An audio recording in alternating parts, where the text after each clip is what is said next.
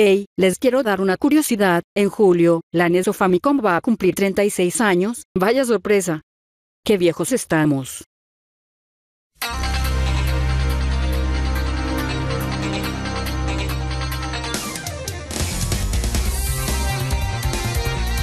Buenos días a todos.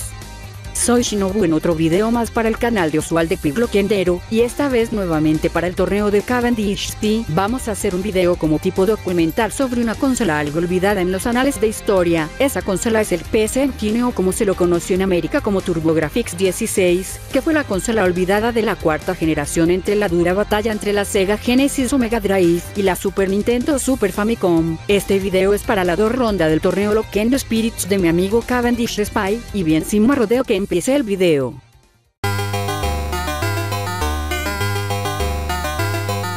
La historia de la consola es muy complicada. El año es 1987, y tanto como en Japón como en América, la Famicom NES era la dominadora del mercado de los videojuegos con muy poca competencia, la cual estaba representada por Sega, la cual tenía su propia consola, que era la Master System o Mark III en su natal Japón. En esos años, como dije, la Famicom era la consola más vendida, y la consola a la cual muchas compañías se ofrecían para hacer videojuegos, pero recordemos que la Famicom fue lanzada originalmente en 1983, y ya en esa época su arcade ya era considerado por muchos como obsoleto. Una de las compañías que se le había ofrecido a Nintendo para ser la sucesora de la Famicom era Hudson Soft, que ya había hecho muchos trabajos para Nintendo como ports de sus juegos para ordenadores como la PS 8801 o la creación del Family Basic. Como siempre, Nintendo rechazó la ayuda externa, pero Hudson encontró a alguien para que pudiera hacerles el encarguito. Hudson tenía una especie de alianza con NEC, y la razón era simple: Hudson solo era una empresa de software y diseñadora de arcade, mientras que NEC era también eso pero manufacturera. Además, ambas tenían casi los mismos objetivos, así que se pusieron a trabajar, y en octubre del 1987 salió a la venta el que es considerado por muchos como la primera consola de 16 bits, aunque no era del todo así. La consola, si bien tenía chips gráficos y sonoros de 16 bits, el PUD como tal era de 8 bits, y el resultado es que algunos juegos de la consola tuvieran una apariencia algo rara, y fue una barrera para su comercialización en otros países, sobre todo en los Estados Unidos. Pero a pesar de estas cosas, en Japón la consola fue un éxito en su primer año debido a la novedad de los 16 y el apoyo casi inmediato de distintas empresas como Taito Namco, que usaron a la consola para hacer conversiones de sus juegos de arcade, y obviamente gran apoyo de Hudson a su propia consola, también con diversos ports de sus juegos en la Famicom. El resultado fueron más de 1 millón de consolas vendidas solo en el primer año, y tanto Sega como Nintendo contra las cuerdas. Esto fue un revuelo en la industria, y NEC, que estaba expandiéndose a Occidente, pensó que sería buena idea exportar la consola. Debido a Hudson, la consola tuvo de la noche a la mañana un gran repertorio de juegos, los cuales se me olvidó mencionar que venían en tarjetas conocidas como U-Cards, a diferencia de todas las consolas, e incluso computadoras de la época que usaban cartuchos. Destacaron juegos como PS Kit, o como lo conocimos en esta parte del mundo como Bonk's Adventure, Keto Shani Kanchan, Kiki Kaikai, Machine Yuden Wataru, Victory Run, Fantasy Zone, Galaga 88, los juegos de Arcade, el primer Street Fighter, Pac-Land, y muchos otros. Como ya dije, muchos de estos juegos eran en su mayoría ports de juegos de arcade, debido a los ciertos avances de la consola. Además, aprovecharon este éxito para poder subir la apuesta y hacer el PC Engine CD, que era un periférico para jugar juegos en formato de disco, convirtiendo a la pequeña consola de NEC en la primera que utilizaba CDS, a pesar de que un formato en pañales este periférico sí era de 16 bits. Cuando ya sintieron que era hora de distribuir su consola a tierras americanas, habían muchos problemas, como por ejemplo que Hudson y NEC apenas tenían empleados que supieran hablar inglés, o que NEC no tenía en sí una división en Estados Unidos, así como cosas singulares como el propio nombre de la consola, lo chiquipa que era, y la forma de introducir el famoso periférico en un lugar donde los discos no era un formato muy popular. Después de contratar a mucha gente, hicieron pruebas del producto y los resultados fueron buenos, exceptuando por lo que ya dije referente al nombre y su tamaño. Tuvieron que buscar alternativas y se fijaron que a los gringos les gusta todo grande, así que tuvieron que rediseñar la consola y la convirtieron en la TurboGrafx 16, y aquí empezaron muchos problemas grandes.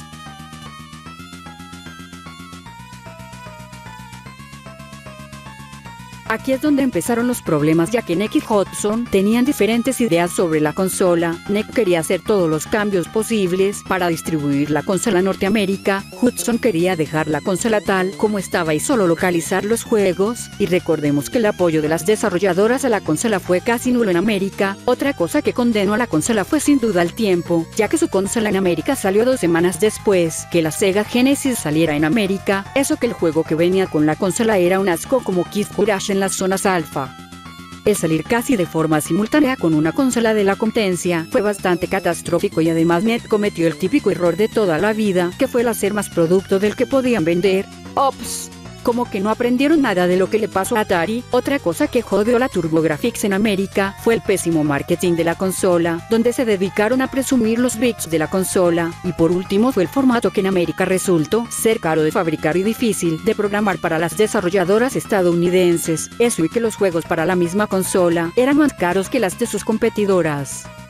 Viendo información sobre la consola, vemos claramente que NEC no sabía mucho del mercado americano. Decidió poner más esfuerzo en el mercado japonés, donde tenían, ya valga la redundancia, un mercado más favorable. NEC pensó que la forma de mejorar las cosas sería lanzando el lector de discos, que obviamente en Japón fue un éxito mediano, pero en el mercado gringo obviamente no tuvo mucho éxito, sobre todo por su altísimo precio, y que los únicos 2 juegos del periférico en Occidente fueron Fighting Street, que era un port mediocre del primer Street Fighter, y Monster Lair, otro juego desconocido.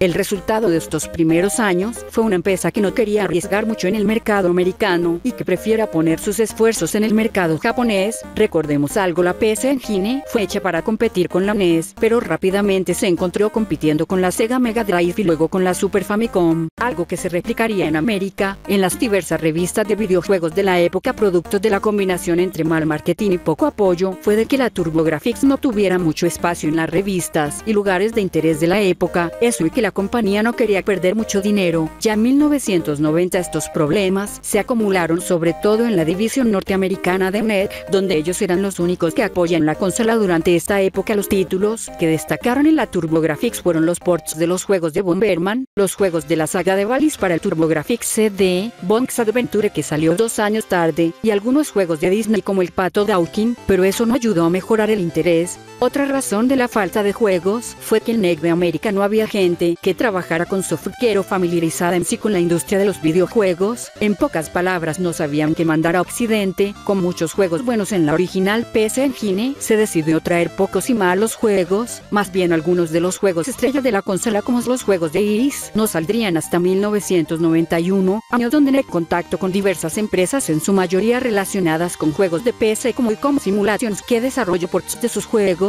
y CinemaWare, que diseñó juegos de deportes para la consola. NEC no era aficionada de las licencias, así que los pocos juegos de deportes de la consola fueron un fracaso. Eso, y que eran en formato de discos. NEC también intentó meterse en la carrera de las consolas portátiles con el Turbo Express, que usaba las mismas UCards, pero no pudo competir ni con la Game Gear menos Game Boy.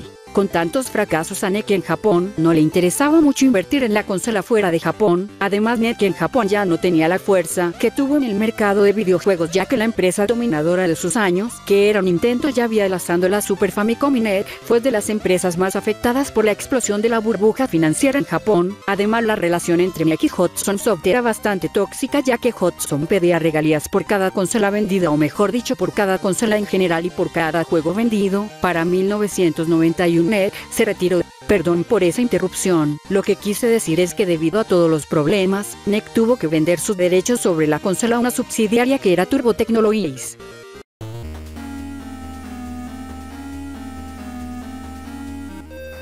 Al mismo tiempo, tanto en Japón como en América, la PC Engine y la TurboGrafx simplemente no podían competir con las consolas más populares del mercado, que eran la Super Nintendo y Sega Genesis, que tenían tanto el apoyo de los consumidores, el apoyo de las desarrolladores y grandes catálogos de muchos de distintos géneros. El PC Engine solo tenía eso solo en Japón, pero aún así fue eclipsada rápidamente, mientras que en Occidente traer y localizar juegos era un desorden muy grande. Con tan coso juego, la TurboGrafx y la PC Engine Engine pasaron a un segundo plano que se notó mucho en la TurboGrafx, que no tenían muchos juegos, habían muchos conflictos entre las distintas partes de la compañía, y si bien la compañía surgió luchando hasta el final entre 1993 y 1994, la consola fue descontinuada en los Estados Unidos, y entre 1994 y 1996 solo se podían conseguir los juegos para la consola mediante contactos por correo electrónico. Y si bien la compañía local lanzó la Turbo Duo, que era la TurboGrafx con los discos, y los UCAR de esta no tuvo mucho éxito, para cuando se descontinuó la consola solo se habían lanzado 138 juegos, de los cuales muy pocos fueran para el formato de discos compactos. En Japón la PS Engine se mantuvo, pero no fue competencia para Nintendo y Sega. Aún así la consola tuvo cierta popularidad en Japón y el apoyo de distintas empresas. A diferencia de lo que ocurrió en Estados Unidos, el periférico de discos, si bien recibido y tuvo muchos juegos como el afamado Castlevania Rondo of Blood, que es para mí uno de los mejores juegos de la saga, la cuarta y última parte de la saga de Valis, o las secuelas de los juegos de Bonk. Al final la versión original de la consola tuvo más de 600 títulos y 10 millones de consolas vendidas, pero no fue suficiente para que NEC pudiera seguir en el mercado de las consolas de sobremesa. Bueno, eso y que NEC intentó vender la PSX como la sucesora de la PS Engine fue un redondo fracaso. Al final la consola fue descontinuada en diciembre de 1994 y su último juego sería lanzado hasta el lejano 1999. Con la descontinuación de la PS Engine, NEC abandonó el mercado de los videojuegos y se enfocó solamente en los ordenadores, mientras que Hudson siguió lucrando con los juegos de la consola hasta que Hudson cerró en 2013. Recapitulando, las razones por las cuales para que la TurboGrafx fracasara en Norteamérica son varias, que van desde el pésimo marketing para la consola, el poco interés de NEC al ver cómo fueron las ventas en Norteamérica, la forma en la que la consola se vendió, los propios componentes de la consola, donde recordemos la consola original era una especie de híbrido entre consola de 8 bits y 16 bits, vender un periférico de discos compactos en un lugar donde la tecnología era relativamente nueva, y sobre todo vender pocos y malos juegos, y bueno, simplemente no poder competir con Sega y Nintendo. Recordemos que esta consola, o mejor dicho ambas, fueron hechos para competir con la NES y no contra consolas de 16 bits. Ops. Y por último, que NEC solo las mejoras a la PS Engine original, y obviamente le importó más el mercado japonés. Recordemos que en CD solo unos cuantos juegos en la TurboGrafx fueron en ese formato, mientras que Japón del 93 en adelante le dieron más prioridad a sacar juegos en CD que en las UCARs. A pesar de todo, no era realmente una mala consola, simplemente no tuvo la suerte de su competencia. Como ya dije, hay muchos juegos buenos para esta consola, tanto para Occidente como Oriente, y además fue innovadora en su día, ya que ofrecía formatos diferentes a los cartuchos. Además fue una de las primeras con consolas que permitió juegos con secuencias de voz. No todo fue miel sobre hojuelas, pero tampoco fue nefasto. Ops, excepto por algunas portadas. En Japón alcanzó cierto estatus de culto y aún tiene muchos fans dedicados a dicha consola, mientras que en este lado del mundo es un curioso pedazo de historia y muy constante en foros y distintos artículos y videos sobre su peculiar historia, con distintas críticas y reseñas de sus juegos, y de vez en cuando algún inculto poniéndola como una de las peores consolas. Pero la verdad, lo que falló no fue la consola, sino cómo se vendió. Y bien, esto ha sido todo. Espero que les haya gustado, aunque no sorprendería que fuera algo aburrido, ya que no soy buena haciendo videos largos y menos hablando de videojuegos. Y bien, recuerden todo, de que si les gustó, compártanlo en sus redes sociales, denle like, suscríbanse y síganos en las redes de Oswald. Esta fue Shinobu. Hasta pronto.